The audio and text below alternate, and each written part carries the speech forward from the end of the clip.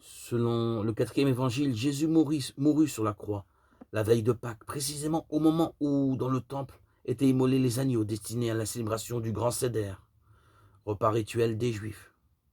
Le Seigneur a probablement célébré la scène pascale avec ses disciples, au moins un jour avant les Juifs, et sans agneau. Au moment où il offrait à ses disciples son corps et son sang sous les espèces du pain et du vin, Jésus anticipait sa mort.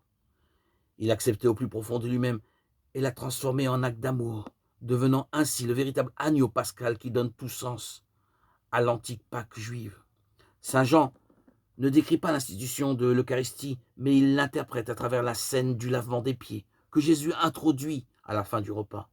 Par ce geste qui revenait au serviteur, notre Seigneur voulait imprimer dans l'esprit des apôtres le sens de la communion qu'il venait d'instaurer par la fraction de pain et par le fait même le sens de la passion dans laquelle il se préparait à entrer.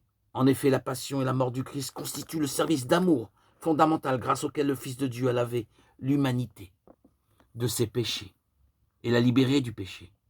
Dans le même temps, sa passion et sa mort révèlent le sens profond du commandement nouveau qu'il confie aux apôtres. C'est un exemple que je vous ai donné. Comme je vous aimais, vous aussi aimez-vous les uns les autres. Jean 13, 15, 34.